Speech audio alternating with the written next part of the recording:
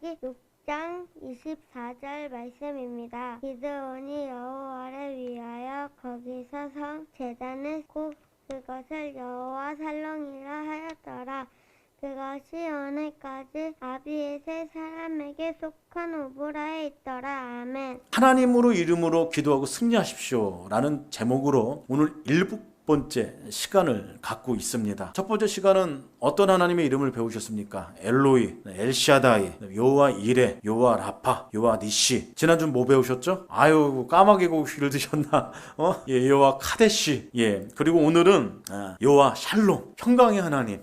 그 하나님의 이름을 배우고 그 하나님의 이름을 불러가며 기도하는 시간 이제 가지려고 합니다. 여러분들의 인생 가운데에 수많은 기도 제목이 있을 것입니다. 기도 제목이 있을 때마다 제가 매 시간마다 부탁드리는 거지만 그냥 기도하지 마시고 말씀을 근거로 기도하시길 바랍니다. 특별히 하나님의 이름이 성경 이곳저곳에 기록되어져 있는데 그 하나님의 이름 안에는 수많은 믿음의 선진들의 상황과 그 하나님의 하신 역사들이 담겨져 있지 않습니까? 그 하나님의 이름을 불러가면서 기도하십시오. 여호와 엘로이 되신 하나님, 엘샤다이 되신 하나님, 이레 되신 하나님, 라파 되신 하나님, 니시 되신 하나님, 카도시 되신 하나님, 여호와 샬롬 되신 하나님, 우리 하나님 아니십니까? 주님, 저의 기도를 들으시옵소서, 응답하시옵소서. 그 하나님의 이름을 내가 부릅니다. 하나님, 그 하나님의 말씀에 기록된 그 하나님의 이름을 불러가며 제가 기도합니다.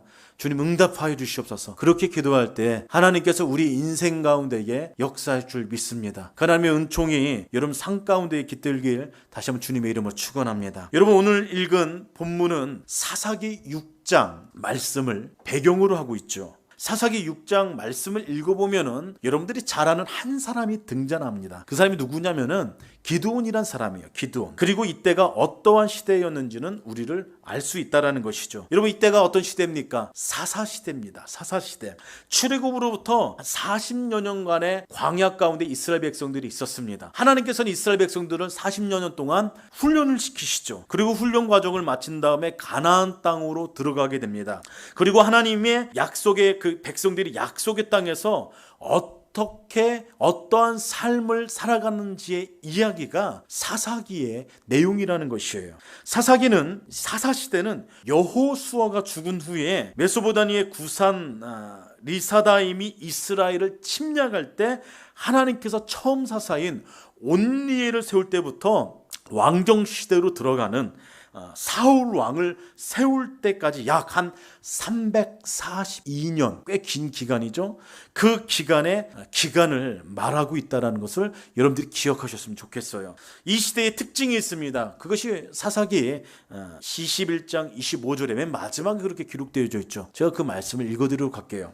그때는 이스라엘에 왕이 없었으므로 사람들이 각각 그 소견에 옳은 대로 행하였더라. 그렇게 말씀에 기록하고 있습니다.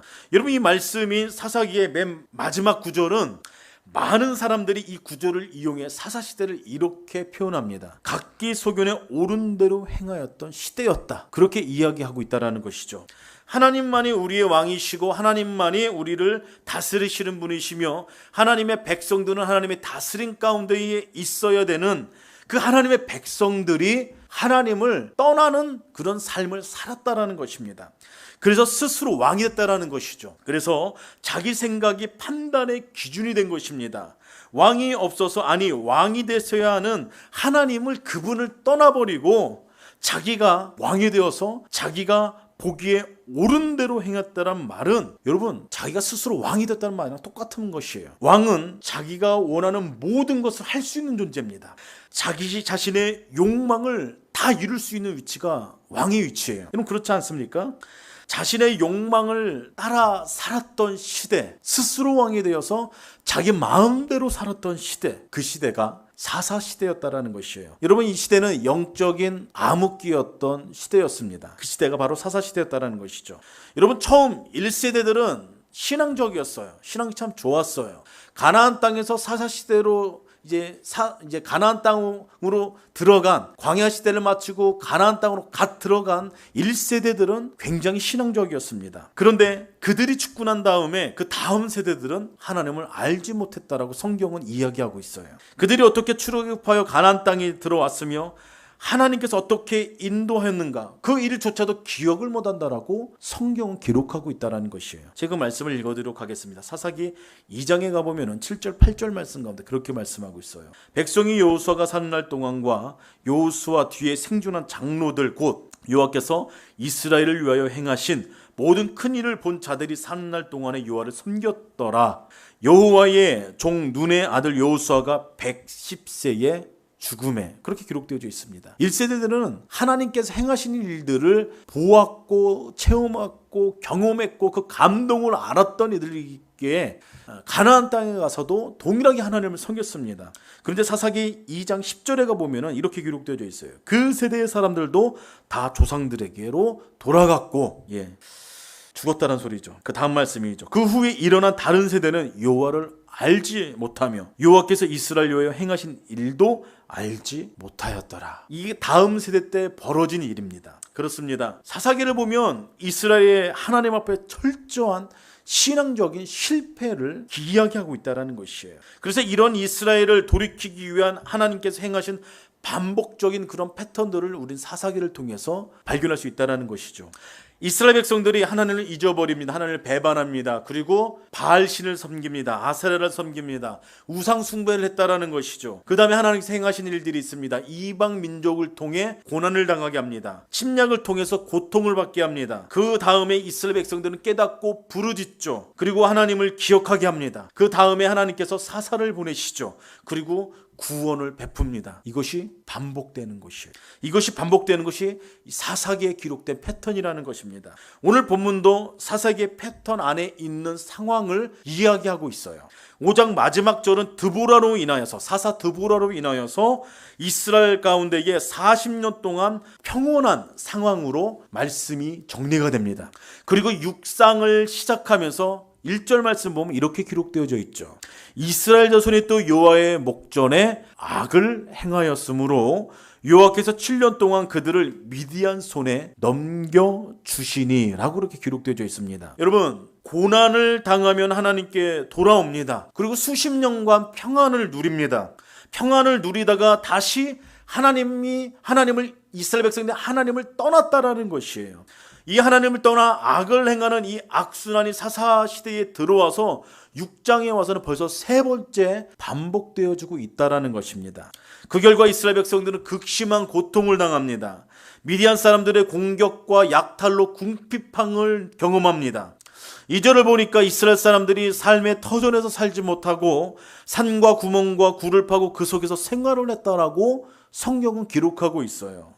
또 3절과 4절을 보니까 이스라엘 백성들이 파종할 때면 미디안 사람들이 공격을 했다고 기록하고 있어요. 그 소디소산을 멸하고 양과 소나 나귀도 하나도 남기지 않았다라고 성경은 그렇게 기록하고 있다는 것이에요. 5절에 보니까 미디안 사람들이 메뚜기 떼와 같았다라고 그렇게 기록하고 있지 않습니까? 그들이 한번 지나가면은 남을 것이 없을 정도로 처절하게 괴롭힘을 당했다. 그런 이스라엘 백성들이 어려움을 당했다. 그 뜻은 아닙니까? 참 묘하지 않습니까? 여러분, 지금 이스라엘 백성들은 하나님께서 언약하신 약속하신 약속의 땅에 지금 가나안 땅에 있습니다. 젖과 꿀이 흐른다는 지금 가나안 땅에 지금 이스라엘 백성들이 있어요. 그런데 하나님께서 언약하신 그 풍요로운 땅에 있음에도 불구하고 지금 말할 수 없는 궁핍함과 어려움을 당하고 있으니 이 참 이해 안 되는 상황 아닙니까? 참 얼마나 안타까운 일입니까? 아마 이스라엘 입장에서는 이 미디안 족속들이 죽도록 미웠을 거예요. 그래서 미워할 이유가 없다는 것이에요. 이유가 있다는 것입니다. 왜냐하면 이스라엘 백성들이 지금 이런 어려운 가운데에 있었다라는 것은 미디안 족속이 아니라 하나님께서 그렇게 만들어 주셨다라는 것입니다. 하나님께서 이스라엘 백성들의 잘못된 부분이 있었기 때문에 그거 깨닫게 하기 위해서 하나님께서 미디안 족속을 사용하셔서 이스라엘 백성들의 그런 상황 가운데에 몰아넣으셨다라는 것이에요. 6장 1절에 보면은 그렇게 기록되어 있죠. 여호와께서 7년 동안 그들을 미디안 손에 넘겨주시니 라고 그렇게 기록되지 않습니까? 무슨 말씀입니까? 지금 이스라엘 백성들이 1년도 2년도 아니고 7년 동안 고통 가운데 있는 것은 하나님의 계획하심이라는 것이죠. 하나님께서 그렇게 하셨다라는 것입니다. 다시 한번 하나님을 떠난 자기 백성 속으로 들어가시려는 하나님의 그 계획하심이 있다라는 것이에요. 하나님의 계획하심으로 징계를 받아 고통당한 세월이 여러분 무려 7년입니다. 7년이나 계속되었어요. 여러분 이 말씀을 뒤집어 생각해 보십시오. 그럼 무슨 뜻이 되겠습니까? 이 말씀을 뒤집어 생각해 보면은 이스라엘 백성들이 1년도 2년도 아니고 7년 동안 하나님께서 돌이키라는 사인을 보냈다는 소리 아닙니까? 너 좀 돌아와라. 잘못된 것을 좀 깨달아라. 하나님께서 계속해서 그렇게 말씀하셨음에도 불구하고 이스라엘 백성들은 깨닫지 않았다라는 것이에요. 회개하지 않았다라는 것입니다. 이스라엘 백성들은 7년 동안 자신들이 왜 이런 고통을 당해야 되는지 이해도 하지 못했고 이해를 못하니까 돌이키지도 못했다라는 것이에요. 그러다가 왜 일이 일어나는지 한 번쯤은 생각했는지 이스라엘이 여호와께 부르짖었다라고 성경은 기록하고 있습니다. 6절 말씀입니다. 이스라엘이 미디안으로 말미암아 궁핍이 심한지라 이에 이스라엘 자손이 여호와께 부르짖었더라. 여러분 저는 이 6절 말씀을 보면서 꼭 누가복음의 15장 17절 말씀이 기억났습니다. 상황이 돌아온 탕자의 내용과 여러분 흡사 비슷하지 않습니까? 아버지를 떠납니다. 재산을 챙겨서 아버지를 떠납니다. 흥청망청 돈을 다 씁니다. 자기 멋대로 살아갑니다. 그리고 돼지를 먹는 주염열매도 먹을 수 없는, 돼지만 먹는 주염열매는 먹을 수 없는 상황 가운데에 들어가지 않습니까?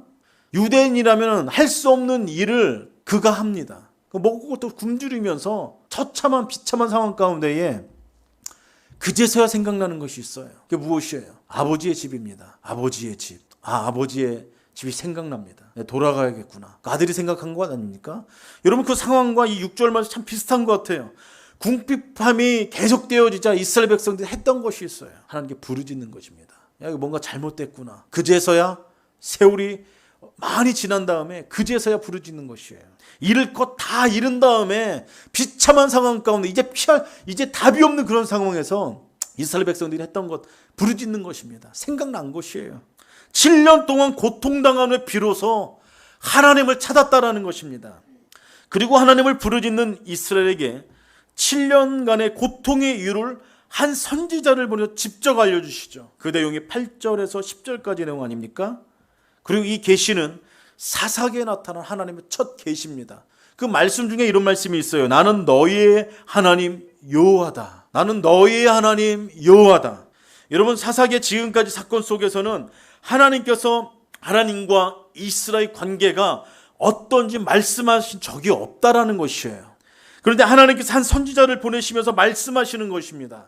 하나님께서 어떠한 분이신지에 대해서 말씀하시는 것이에요.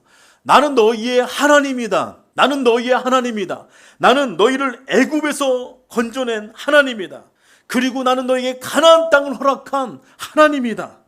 이 땅의 신을 두려워하지 말아라. 내가 너희의 참신이다. 내가 너희의 왕이다. 하나님께서 그렇게 말씀하신 건 아닙니까? 근데 너희는 내 말을 듣지 않았다. 나를 떠났다. 지금 이스라엘 백성들이 지금 그렇게 이야기하고 있는 것이에요. 지금 하나님께서 고통받는 이스라엘을 부르짖을 때 하나님과 너희가 어떠한 관계인지 말씀하신 후에 그리고 돌이켜라. 그렇게 이야기하는 것이죠. 이것이 사사기 6장의 배경입니다. 그리고 하나님께서는 고통당하는 당신의 자녀들을 위해서 은밀하게 이스라엘을 구원할 구원자를 준비시키고 계셨다라는 것입니다. 그 사람이 누구입니까? 오늘 본문에 등장한 기드온이라는 사람 아닙니까? 기드온. 여러분 하나님의 사자가 기드온을 부르는 상황이 11절부터 24절까지 기록되어 있어요. 근데 기드온의 몇 가지 특징적인 부분을 발견할 수가 있습니다. 그리고 그 부분은 오늘 읽은 말씀 24절에 기록된 여호와 샬롬, 평강을 주시는 그 하나님과 연결이 되어져 있다는 사실 여러분 기억하셨으면 좋겠어요. 근데 여러분 이 당시에 사사 기드온은 이스라엘 백성들과 다를 바 없는 인생을 살았다는 것이에요. 기드온은 어떤 인생을 살았습니까? 숨어 지내는 인생을 살았고 하나님을 원망하는 인생으로 살았다는 것입니다. 기드온은 미디안 사람들이 눈치채지 못하도록 숨어서 했던 일이 있어요. 그게 무엇입니까? 몰래 밀타작을 하고 있었다라고 성경은 이야기하고 있습니다. 왜냐하면 일반적으로 밀타작은 넓은 마당에서 다른 동물의 힘을 빌려서 하는 것 아닙니까? 그게 정상적인 타작의 방법입니다. 그런데 기드온은 포도주를 만들기 위해서 작은 웅덩이에 들어가 자기 발로 밟으면서 타작을 하고 있었다라고 성경은 기록하고 있었다라는 것이에요. 이렇게 숨어서 보이지 않게 포도주 틀에서 밀타작을 하고 있는 이유가 무엇입니까? 이유는 단 한 가지입니다. 두려움 때문입니다. 두려움 때문에. 만약 미디안인들이 밀타작하는 사실을 알게 되면은 그거 알고서 찾아온다라는 것이에요. 그리고 곡식을 모조리 강탈해 버린다라는 것입니다. 그리고 곡식을 숨겼다는 이유로 자기 자신이나 또 가족의 생명에 위협이 있다라는 것입니다. 그 이유 때문에 들키지 않으려고 기드온은 지금 몰래 밀타작을 하고 있었다라는 것이에요. 또한 이것은 포도주 틀에서 자신이 발로 밟아도 타작하고 될 만큼 그 양이 굉장히 적었다라는 의미도 됩니다. 곡식을 구하여 생계를 이어가는 것이 지금 굉장히 힘든 상황, 그런 상황이었다라는 것이죠. 이것은 미디안의 압자를 받으면서 간신히 생명을 이어가는 괴로운 현실을 성경에서는 우리에게 보여주고 있다는 것이죠. 이런 기드온에게 하나님의 사자가 방문을 하게 됩니다. 오늘 한 말이 있어요. 큰 용사여, 여호와께서 너와 함께 계신다. 하나님의 사자가 기드온에게 그렇게 이야기합니다. 기드온이 이렇게 말하는 것이에요. 하나님께서 우리와 함께 계신다라면은 왜 지금 나의 처지가, 우리 민족의 처지가 왜 이 모양 이 꼴입니까? 하나님은 우리를 버리셨습니다. 하나님은 우리와 함께 계시지 않습니다. 우리에게 있는 것은 미디안 사람들로 인한 지독한 학대와 가난뿐입니다. 궁핍함뿐입니다. 이것이 기드온의 대답이었어요. 하나님께서 기드온을 지금 신방하셨습니다. 찾아오셨습니다. 그럼 감동과 감격이 있어야 될 것 아닙니까? 하나님께서 찾아오심에 대한, 신방하심에 대한 그 감동은 하나도 없다라는 것입니다. 찾아볼 수도 없고 기드온은 그것을 발견하지도 못할 뿐만 아니라 지금 원망만 있어요. 불평만 하고 있어요. 현재의 불행에 대한 하나님의 분노를 지금 표출하고 있다는 것입니다. 이것이 기드온이 가지고 있었던 모습이었다는 것이죠. 또한 이 모습은 이스라엘 백성들의 전체를 대변하는 것입니다. 이런 기드온 인생 가운데, 이스라엘 백성들 가운데에 만족이나 어떠한 평강이 있을 리가 없었다는 것이죠. 다시 말해서 기드온은 미디안으로 인한 두려움과 함께 하나님께서 자기를 버렸다라는 그런 오해를 하고 있었다는 것이에요. 사랑하는 세움교회 성도 여러분, 여러분들은 어떠십니까? 처참한 상황 가운데 적은 약의 그 곡식을 포도주 틀에서 밟고 있던 기드온의 상황이 혹시 여러분들의 상황은 아닙니까? 미디안의 압제로는 두려워하고 고통당하고 주위에 눈치 보는 힘들고 그런 지금 기드온의 상황이 오늘 우리들의 상황은 아닌지 모르겠습니다. 오늘 6장을 보면 기드온은 자기를 찾은 그 하나님께 이렇게 이야기합니다. 아니 나는 왜 하나님의 백성인데 나한테 왜 이런 어려움이 찾아옵니까? 나는 이렇게 평강이 없습니까? 그렇게 불평한다라는 것이죠. 아니 하나님의 자녀라면 당연히 평안하게 살아야 되는 건 아닙니까? 아무런 문제 없이 살아야 되는 건 아닙니까? 근데 이렇게 죽도록 고생하는 이유가 도대체 무엇입니까? 제 생각에는 하나님께서 우리를 버리셨기 때문이라고 저는 그렇게 답을 낼 수밖에 없습니다. 이것이 저의 결론입니다. 이것이 기드온의 생각이었어요. 그런데 여러분, 우리 신앙 여정 가운데서 우리들로 하여금 이런 의문을 들게 할 정도로 우리를 두렵게 할 만한 상황들은 충분히 있다라는 것이죠. 한 여성 상담 칼럼니스트가 있었다고 합니다. 한때 온갖 종류의 문제를 가진 사람들로부터 한 달에 10,000여 통의 편지를 받았다고 그래요. 누군가가 그녀에게 그 편지들의 하나의 공통분모가 있는지를 물었다라고 합니다. 그 편지들에는 상상할 수 없는 거의 모든 두려움이 다 적혀 있었다고 그래요. 세상을 살아가면서 두려움 없는 사람 없을까요? 단 한 사람도 없을 것입니다. 두려움 없는 사람 단 한 사람도 아마 없을 거예요. 한 심리학 잡지에서는 1000명에게 사람들에게 가장 두려운 것이 무엇이냐라고 그렇게 질문을 했습니다. 가장 빈도가 높은 순서부터 이야기하면 다음과 같은 대답이 나왔다라고 그래요. 사랑하는 사람의 죽음이 1위라고 합니다. 그 다음에 심각한 개인의 질병, 경제적인 염려, 전쟁, 범죄자로부터 희생되는 것, 실직되는 것, 천재지변, 다른 사람도 사랑받지 못하는 것들, 그건 이제 여러 가지들이 있었다고 그래요. 오늘 기드온이 하나님께서 우리를 버렸다라고 할 만큼 두려움 가운데 있지 않습니까? 하나님의 그 놀라운 사랑을 의심할 만큼 지금 기드온이 그런 상황 가운데 있지 않습니까? 여러분들은 어떻습니까? 여러분들의 삶을 짓누르는 두려움이 있다라면은 그 이유는 무엇입니까? 불확실한 미래 때문에 대한 두려움인가요? 아니면은 건강에 악화에 대한 두려움인가요? 자녀들의 문제에 대한 두려움일까요? 실직이나 파산에 대한 두려움입니까요? 자기 위치를 빼앗길까에 대한 두려움입니까? 아니면 어떤 사람에 대한 두려움입니까? 나 여러분, 하나님께서는 당신의 자녀들이 그런 공포심이나 그런 두려움 가운데 갇혀 살기를 원치 않는다라는 것입니다. 디모데후서 1장 7절에 바울은 이렇게 이야기하고 있어요. 하나님이 우리에게 주신 것은 두려운 마음이 아니고 오직 능력과 사랑과 절제하는 마음이다. 그렇게 이야기하고 있다는 것이죠. 여러분, 물론 이 구절이 언급하고 있는 두려움은 인간으로서 자연히 느끼게 되는 두려움의 그 감정 자체를 말하는 것이 아닙니다. 여기서 말씀하시는 것은 두려움의 태도를 이야기하는 것이에요. 두려움에 사로잡혀서 위축해지고 소심해진 그런 마음 자세를 이야기하는 것입니다. 여러분, 삶의 수많은 이유로 생기는 우리 안에 생기는 그 두려움은 우리에게 삶의 자신감을 뺏어갑니다. 우리를 소심하게 만들고 오늘 하루를 주신 그 하루를 누리지 못하게 만듭니다. 두려움은 우리에게서 오늘을 빼앗아가요. 우리를 마비시킵니다. 그거 심해지면 패닉 상태에 빠지게 됩니다. 두려움은 신앙인들에게 있어 무엇보다도 하나님을 불신하게 만듭니다. 결국 불순종하게 만든다라는 것이에요. 그래서 여러분, 두려움의 그 끝은 영적인 것과 밀접한 관계가 있다는 사실을 기억하시길 바랍니다. 두려움의 반대말은 무엇입니까? 두렵지 않다. 그것입니까? 아닙니다. 두려움의 반대말은 믿음입니다. 믿음. 두려움에 빠지면 사람들은 하나님의 약속을 불신합니다. 더 나아가 하나님의 말씀을 떠납니다. 불순종합니다. 이스라엘이 광야에 있을 당시에 가나안으로 정탐을 나갔던 12명의 정탐꾼 이야기를 여러분 잘 하지 않으십니까? 그들이 돌아와 결과를 보고 있을 때 여호수아와 갈렙을 제외한 10명의 정탐꾼들이 부정적인 보고를 했어요. 그들은 가나안 사람들이 얼마나 장대하며 그 성이 얼마나 높고 얼마나 견고한지 자기 자신들은 마치 메뚜기 떼와 같다라고 그렇게 비하하는 말을 했습니다. 부정적인 보고죠. 그 보고를 듣는 이스라엘 백성들은 두려움에 빠져 그 땅을 주겠다는 하나님의 약속을 신뢰하지 못했어요. 이유는 단 한 가지입니다. 두려움 때문이에요. 그 결과가 무엇입니까? 40여 년 동안 사람들은 광야를 헤매야 됐습니다. 두려움은 더 나아가서 개인의 문제뿐만 아닙니다. 다른 사람들을 낙심시켜요. 두려움의 영향은 개인적인 것에 머물지 않습니다. 주변에 있는 사람들을 반드시 넘어뜨립니다.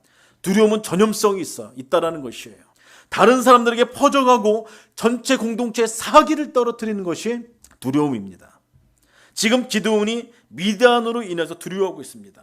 그리고 하나님이 우리를 버렸다라고 이야기하고 있어요. 이것이 기드온이 가지고 있었던 삶의 두려움이고 하나님에 대한 오해라는 것이죠. 그런데 여러분, 오늘 사사기 6장에서 말하고 있는 것이 무엇입니까? 하나님의 백성들이 자기 자신이 보기 좋은 것을 추구하면서 하나님이 버렸다라는 그 사실 때문에, 그것 때문에 그로 인하여 평안이 없는 고통의 세월을 7년이나 살아가고 있을 때 먼저 그들에게 찾아오셔서 여호와 샬롬, 평강을 주시는 분이 바로 하나님 아닌겠냐. 즉 그것을 이야기하고 있다는 것이에요. 성경을 계속해서 보면은 참 평안이 없는 세상, 하나님을 향한 불안과 불신에 사로잡혀 가는 자신을 찾아오신 분이 바로 하나님, 그것을 이야기하고 있다는 것이에요. 그 하나님 누가 만납니까? 기드온이 만납니다. 기드온이 깨닫기 시작해요. 하나님을 만난 기드온이 하나님을 무엇이라고 부릅니까? 오늘 성경에 기록되지 않습니까? 다 한번 따라해 보겠습니다. 여호와 샬롬, 여호와 샬롬, 평강의 하나님. 기드온이 그 하나님을 불렀어요. 그 예배를 드립니다. 제단을 쌓습니다. 기드온이 하나님을 이렇게 부른 것은 이스라엘과 자신을 찾아오신 하나님의 임재를 경험할 때, 하나님에 맞닥뜨리기 시작할 때 비로소 진정한 평강은 하나님으로부터 오는 것이다. 그것을 깨닫기 시작했다는 것이죠. 외부적인 요인으로 해서 평강을 얻는 것이 아니라 지금 환경과 상황이 바뀐 것이 하나도 없어요. 근데 하나님을 만났다라는 것, 그것을 인지하니까, 깨닫기 시작하니까, 하나님이 어떤 분인지 알기 시작하니까 기드온이 깨달은 것입니다. 근데 여러분, 참 재미난 것은 25절 이후의 말씀을 계속해서 보면은 문제가 생깁니다. 기드온에게 또 다른 두려움의 상황으로 몰고 가지 않습니까? 또 다른 두려움이 생각나요. 27절에 보니까 기드온이 종 10사람을 데리고 여호와께서 그에게 말씀하신 대로 행했는데 그의 아버지 가문과 그 성읍 사람들이 두려워함으로 이 일을 감히 낮에 행하지 못하고 밤에 행했다고 기록되어 있어요. 우상들을 다 넘어뜨리라고 그렇게 말씀하셨어요. 근데 두려운 것이에요. 하나님의 말씀대로 순종하기 힘든 상황입니다. 근데 순종했어요. 근데 겁이 많아갖고 두려움이 있어서 밤에 몰래 행했다고 기록되어져 있어요. 여호와 샬롬을 경험해서 그 하나님의 평강을 알았던 기드온이 또 다른 상황 가운데에 두려움에 사로잡히게 된 것입니다. 그 두려움은 굉장히 현실적인 것이었죠. 그런데도 소극적이지만 하나님의 말씀대로 움직입니다. 우상들을 불태워 찍어버립니다. 그럼 어떤 일이 벌어집니까? 아버지 관계가 다 깨어져 버리는 것이에요. 마을 전체 사람들 반응도 뻔합니다. 뻔해요. 그것 때문에 두려움이 있었어요. 그런데도 기드온은 소극적이지만 밤에 몰래 하나님께서 말씀하신 대로 행합니다. 그랬더니 어떤 일이 벌어집니까? 피할 길을 주세요. 하나님께서 성회의 문을 여시지 않습니까? 그 사사기 6장 후반절에 기록되어져 있어요. 여러분, 오늘 이 사사기 6장 말씀을 통해서 세 가지를 기억하셨으면 좋겠습니다. 첫 번째는 그것이에요. 본인 스스로 왕이 되어 끊임없이 배반하는 사람들에게 하나님께서는 평강의 하나님으로 다시 한번 우리에게 기회를 주신다는 것입니다.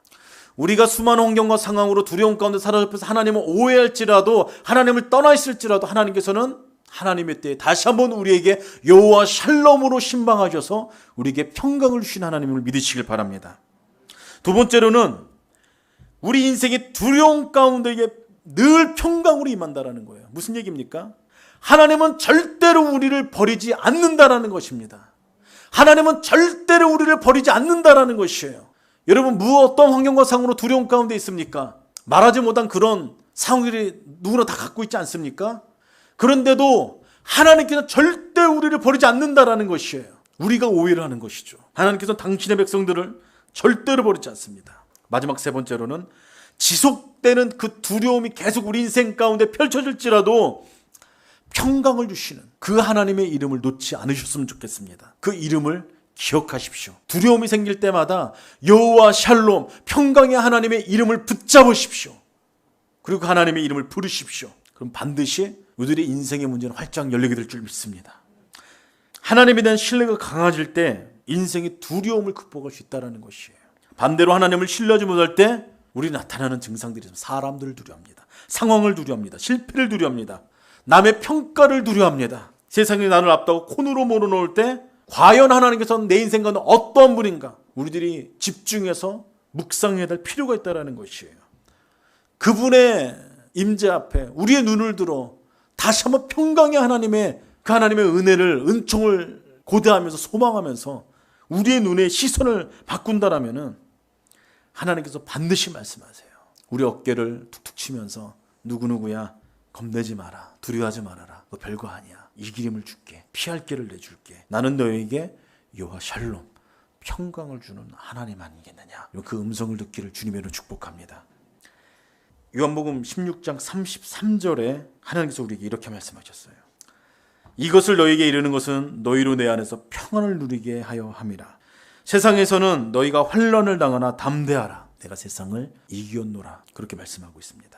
여러분, 성도들에게는 하나님의 말씀이라는 강력한 무기를 우리에게 선물로 주셨어요. 여호와 샬롬, 담대하십시오. 어떤 두려움 가운데 있을지라도 담대하십시오. 하나님께서 평강으로 우리 인생 가운데에 함께하여 주실 것입니다. 그 음성을 붙잡고 그 하나님을 부여잡고 하나님의 이름을 부른다라면은 하나님께서는 우리 인생 가운데 평강으로 함께 줄 것입니다. 옛날 복음성가 중에 가사 중에 이런 가사가 있어요. 눈을 주님께 돌려 그 놀라운 얼굴 보라. 주님 은혜 영광 빛 앞에 세상 근심은 사라지네. 이 찬양 아십니까? 옛날에 많이 불러보셨을 거예요. 눈을 주님께 돌려 놀라운 얼굴 보라. 주님 은혜 영광의 빛 앞에 세상 근심은 사라지네. 아세요? 한 번씩 들어보실 것입니다. 한번 불러볼까요? 눈을 주님께 돌려 그 놀라운 얼굴 보라. 그 놀라운 얼굴 보라. 주님 은혜 영광빛 앞에 주님 은혜 영광의 빛 앞에 세상 근심은 사라지네. 우리들이 할 일이 있습니다. 그건 다른 것 아니에요. 우리들의 시선을 하나님께 돌리는 것입니다. 상황에 맞추는 건 아닙니다. 우리의 눈을 주님께 돌리는 것이에요. 주님께 눈을 돌린다면은 여호와 샬롬, 평강의 하나님을 반드시 경험하게 될 줄 믿습니다.